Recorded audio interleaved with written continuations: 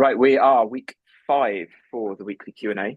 We've got a few questions in. I will go through them all in the order I've got them, and then we'll pick it up. Got Catherine with us. If anyone else joins, you'll see them pop in the group.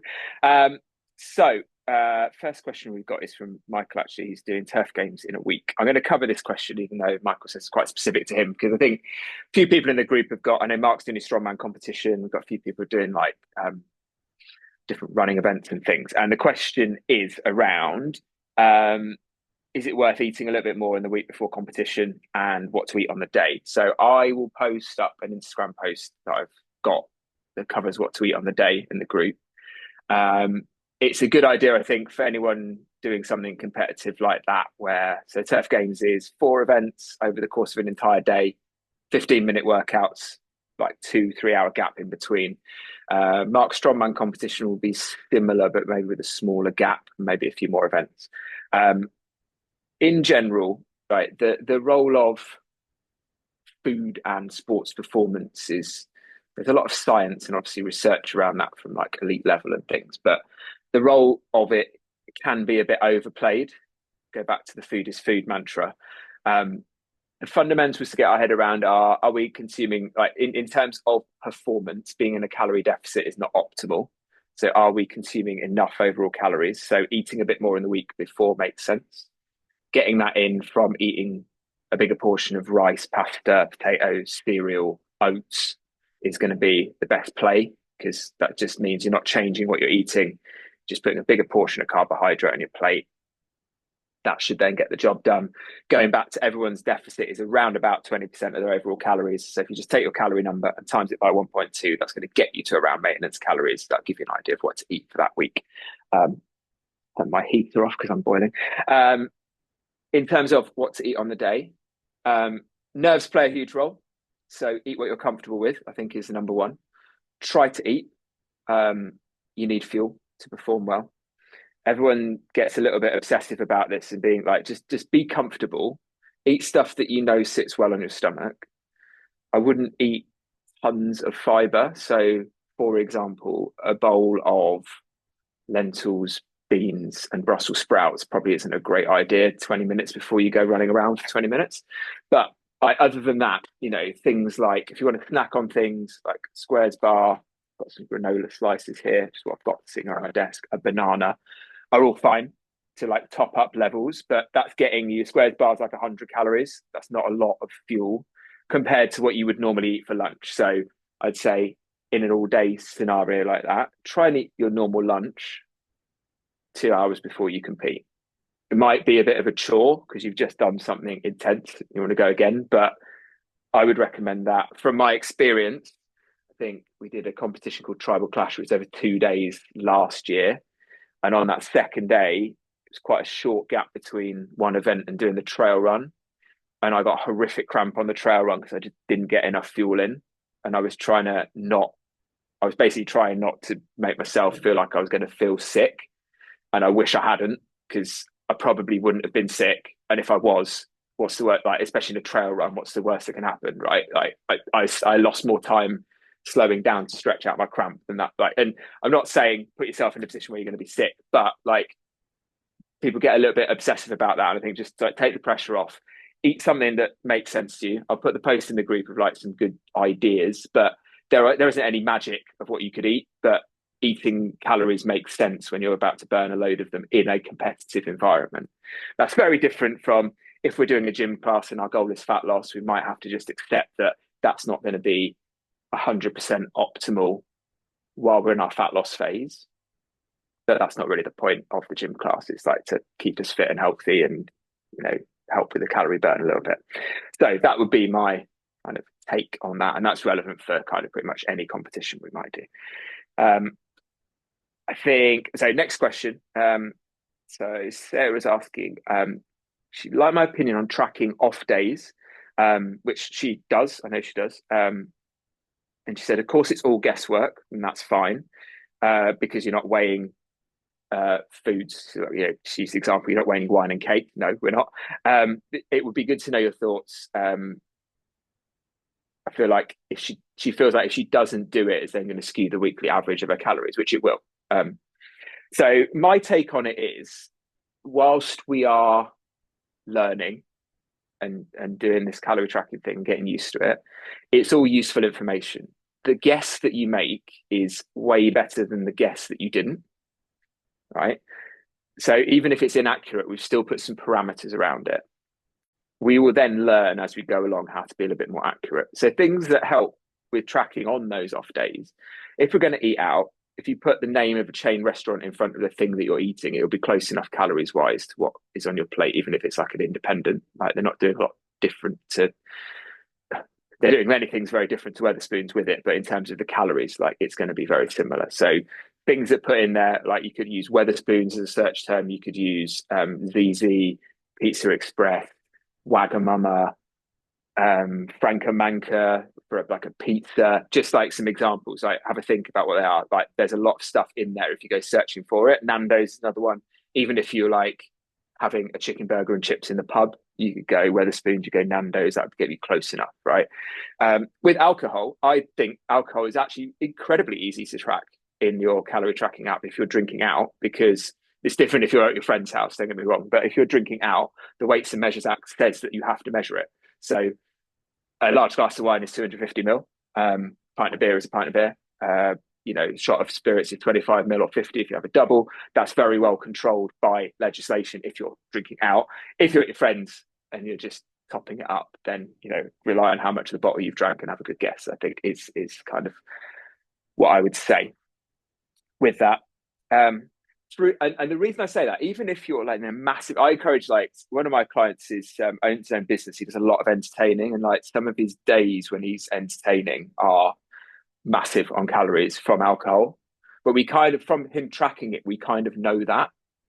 And then he could almost, like after, I don't know, a few months, even he knows, like if he goes out and does that thing where he knows it's X amount of calories. So he probably doesn't need to track that day because it normally ends up like in a similar scenario, and that just educates the week and gives some ideas. And it also brings this like freedom of, I can go out and do that thing. That's the impact. And then you know what to do with it. And I think earlier on the program, I sort of made the suggestion about calorie tracking being like, if we're struggling with the weekends, start your weekly average on the Friday and see what we need to do for the rest of the week. And if we get to Tuesday and we're on 200 calories a day, then perhaps something needs to happen at the weekend a little bit differently. But it's that same concept of just using it. So I would 100% for a while track those off days until you feel you don't need to. Don't get me wrong, like certain things just don't, if it's that kind of, is it worth it scenario, like your kid's special birthday or like something like that, it's fine not to track that at all. But for those other ones where it falls somewhere in between, I would try and track it and see what happens. It's not going to be accurate, but that doesn't matter. Okay. Right. Somebody's asked, okay, so this is Cheryl's question. She said, posted in the group, how, with the Kickstart finishing up, got another week, how frequently would you advise we self-measure ourselves? I would say exactly as Cheryl says, like we've been doing, I would do it weekly. You're going to see those changes, especially in the measurements. I keep doing it exactly the same way we're doing it. I'm going to give you guys like a little guide in a PDF, but I'll also go through it next week. It's one of the things, the topics on the first webinar of the week next week will be like how to interpret your progress, how to adjust that as necessary so that you can almost stand on your 2 feet without me going forward. Okay. So yeah, just keep doing it the way we're doing it. I think it works really well. Kind of, especially, it's just, especially we're only 6 weeks in. It's good to see how the data does this a lot, because then we get desensitized to it jumping up. What might happen, for example, if we only weigh once a month, we might have had a really good week the week before, got loads of water retention on that week where we did measure, and we think, oh shit, it didn't work, but we didn't see what last week was. So I would say the cycle that we're doing is the right amount, and it's what I do with all my clients. So it's my advice. Okay, so that's all the pre-submitted ones. So Catherine's question was, you said in the group, we haven't discussed weight loss jabs at any point, so you're just interested in my opinion on them. So here we go. I will give you my monologue on it. I'm going to try and dig out, actually, there is a podcast episode that covers this really, really well.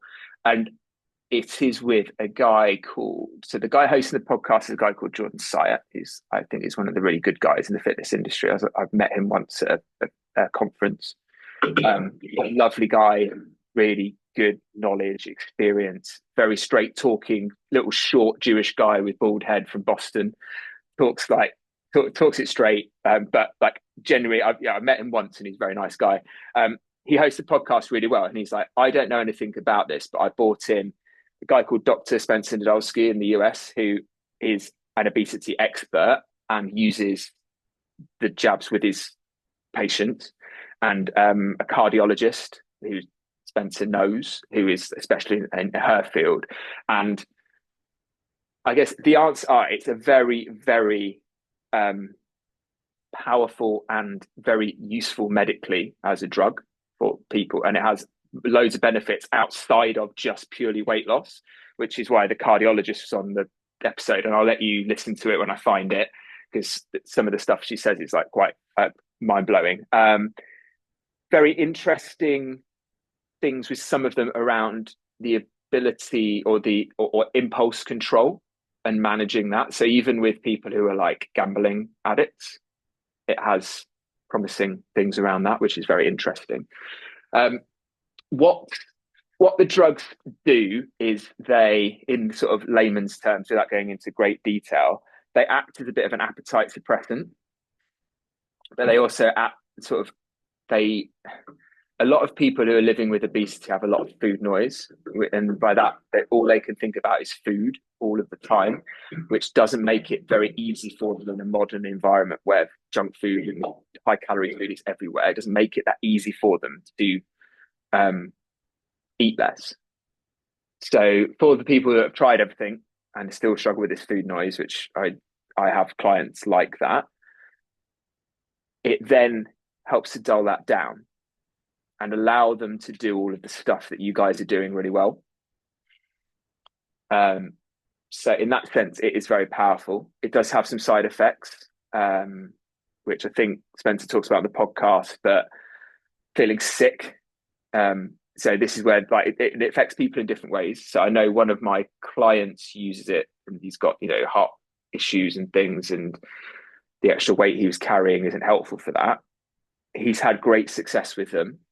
He talked to me about like Christmas Day, sitting there and being like, oh, I see why as a family. Like, he's like, there's so much food left over because he wasn't as hungry.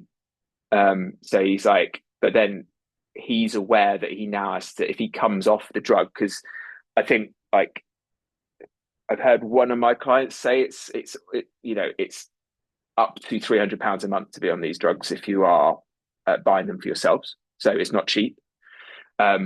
So then what is the exit strategy from that? So very much like, I'm going to talk about this with calorie tracking as well, but like, what is the exit strategy for normality?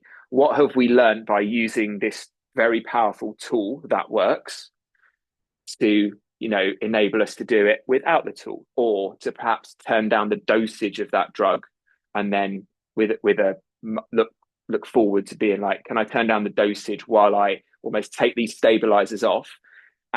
But have, for these people, having taken the drug has enabled them to get to a point where they're able to do all of the stuff you guys are doing, like habitually. So there are definitely weight loss programs that use them, and in the right way, it's very good, because those type of programs would have screened the people for eating disorders first, which is really important. But also they'll have kind of tried to wean them off, but having instilled a bunch of really strong and powerful habits that mean they don't necessarily need the help anymore. I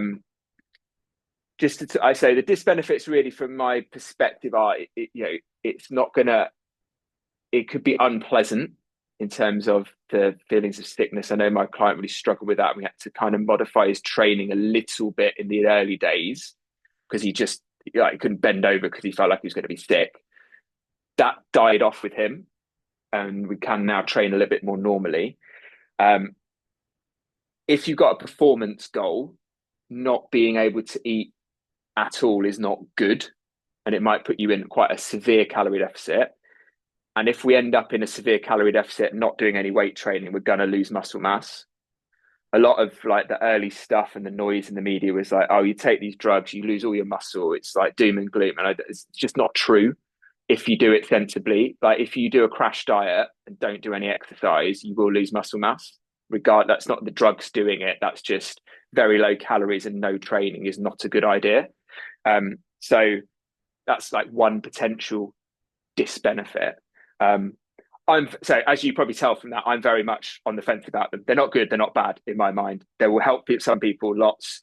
And I think I read somewhere that they've been around since like the 60s or 70s, so they're not a new thing. So I don't think it's even the fact they're not very well studied either. So I don't think that accusation that they get is a fair one either. I will find the podcast episode. I'll pop it in the group. I'll see if I can find. I've got a research paper on it as well, Catherine. I might send you that. It's quite an interesting one. But it was a guy. So the research paper was with a guy who runs a nutrition company in the States.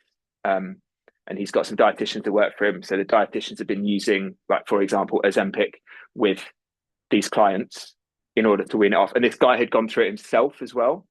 So he talked the last little bit on it. So he talked about, he's, personal trainer, nutrition coach, like loves lifting weights, put himself into a calorie deficit using it. But he was like, if I didn't know what I know about nutrition, I would not have done this very well, because he's like, I wasn't getting my protein in, I wasn't eating enough calories. So he's like, I then pivoted to eating like 6 meals a day to enable him to be a sensible eating regime. Because he's like, if I just took the drug, I would have been very low calorie, very low protein, wouldn't have been good for him in like the macro picture. So I think, yeah, very, very, very interesting. Lots of stuff. So hopefully that kind of answered what you wanted to get out of it, Catherine. Yeah, thanks. Really interesting. Cool. Yeah, I'll dig that out and send it to you if I can find the PDF. It's quite a good little article. Right. Okay. I will leave it there, I think. You've got anything else you wanted to ask while you're on, Catherine? Don't think so. No, thanks. Cool. Perfect. Well, thanks for joining. I'll let you go off to your evening. As I said, next week we'll do a little bit on how to kind of manage your nutrition off the program. Obviously, more than happy to take any of you on full time if you want to do that.